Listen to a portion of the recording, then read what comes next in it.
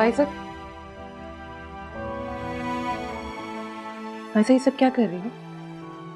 Packing कर रही हूँ। वो तो मुझे भी नजर आ रहा है, लेकिन क्यों कर रही हो फाइजा? क्योंकि मैं अब यहाँ नहीं रह सकती। फाइजा, फाइजा, फाइजा तुम ये नहीं कर सकती। मेरी बात का वो मतलब नहीं था जो तुम समझ रही हो। तो तुम भूल जाओ मैंने तुमसे ऐसी कोई बात की है। कसम से आइंदा ऐसी कोई बात नहीं करूंगी। प्लीज प्लीज ये सारा सामान अनपैक कर दो। आयशा प्लीज, अब मैं यहाँ नहीं रुक सकती, मुझे जाने दो। ऐसे कैसे जाने दूं तुम्हें? तुम बहन हो मेरी, तुम यहाँ से ऐसे नहीं जा सकती। मैं फैसला कर चुकी हूँ। तुम मेरी वजह से जा रही हो ना, मैं तुमसे माफी मांगती हूँ। मैं आइंदा तुमसे इस किस्म की कोई बात नहीं करूंगी। मैं तो बस चाहती थी कि हम दोनों की जिंदगी में जो महरूमी है वो दूर हो जाए, तुम्हें शौहर मिल जाए और मुझे औलाद। मैंने तुम्हारे साथ कुछ गलत नहीं किया जो तुम मुझसे नाराज होकर जा रही। प्लीज फाइजा, प्लीज यहाँ से मत जाओ। आयशा मैं नाराज होकर नहीं जा रही, लेकिन इस बात के बाद मेरा इस घर में रहना नामुमकिन है। मैं तुम्हारी और सुहेल की बहुत ज्यादा इज्जत करती हूँ, लेकिन अब हम तीनों इस छत के नीचे नहीं रह सकते। प्लीज इस तरह मत बोलो फाइजा, प्लीज ये घर छोड़ के मत जाओ।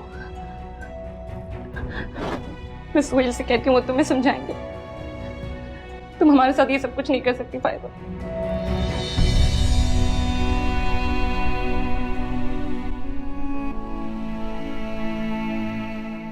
सुहेल, सुहेल, सुहेल, क्या हुआ? सब खैरियत तो है? सुहेल, सुहेल वो फाइजा। क्या हुआ फाइजा को? फाइजा जा रही है सुहेल। कहाँ जा रही है? फाइजा हमारा घर छोड़ के जा रही है। प्लीज उसे रोक ले सुहेल, वो मेरी वजह से जा रही है। ऐसे कैसे जा रही है? हुआ क्या है? आप उसे रोक लेंगे ना, सब मेरी गलती है। अच्छा सुनो आयशा, तुम रिलैक्स हो जाओ, जाके बात करते हैं। लेकिन वो मेरी बात सुनने को तैयार नहीं है। प्लीज आप मेरे साथ चल के उसे समझाएं सुहेल। अच्छा रिलैक्स हो जाओ, रिलैक्स हो जाओ, चले आए साथ जाके बात करते हैं। आ जाओ। फाइजा ये मैं क्या सुन रहा हूँ? आप घर छोड़कर जा रही हैं? जी। लेकिन क्यों इस तरह अचानक क्यों जा रही हैं आप? कुछ फैसले अचानक ही किए जाते हैं, और जब बात रिश्ते की नजाकत पर आ जाए तो ऐसे फैसले करने ही पड़ते हैं। देखिए फाइजा, मैं आयशा और शगुफ्ता आपा की तरफ से आपसे माफी मांगता हूँ। इन्होंने जो भी किया वो गलत किया, मैं मानता हूँ। प्लीज आप अपने दिल से इन बातों को निकाल दीजिए, समझ लें जैसे कुछ हुआ ही नहीं, फिर देखिएगा आप सब कुछ पहले जैसा हो जाएगा। आप लोगों ने हर मुश्किल वक्त में मेरा साथ दिया। मैं आप लोगों के लिए कोई मुश्किल नहीं बनना चाहती। प्लीज मुझे यहाँ से जाने दीजिए। फाइजा, इस तरह घर छोड़कर आप मुझे शर्मिंदा करें, प्लीज ऐसा मत कीजिए।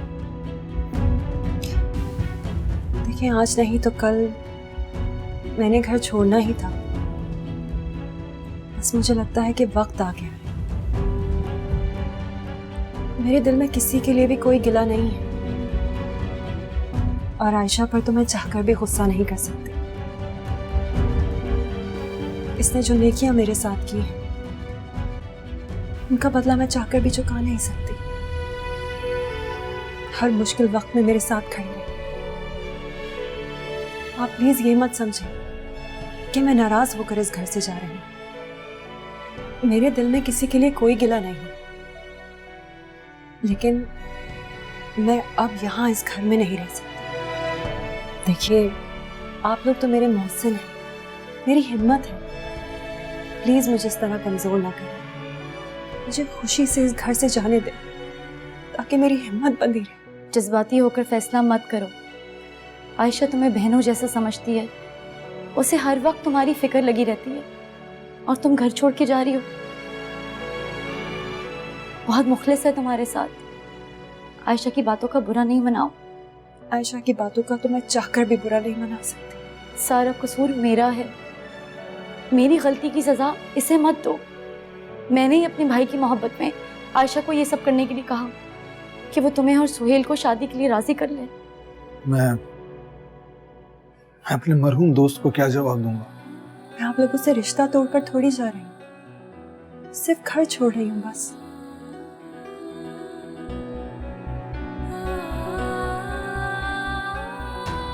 ठीक है, जैसे आपकी मर्जी, लेकिन प्लीज आप कभी भी अपने आप को अकेला मत समझिएगा। से जुड़ी है मेरी हर खुशी, कभी हमसे दामन छुड़ाना नहीं। प्लीज इस घर से कोई भी बात अब अपने दिल में लेकर मत जाइएगा। आयशा शगुफ्ता आबा की बातों में आके आपसे वो सब कुछ कह बैठी जो उसे कहना ही नहीं चाहिए था, वरना वो तो आपको हर्ट करने के बारे में कभी सोच भी नहीं सकती। बहुत बहुत इज्जत करती है आपकी, बहुत प्यार करती है आपसे। आपको ये बात कहने की भी जरूरत नहीं है, मैं अच्छी तरह जानती हूँ आयशा ने मेरे लिए जो कुछ किया है तो कोई सगी बहन भी नहीं करती।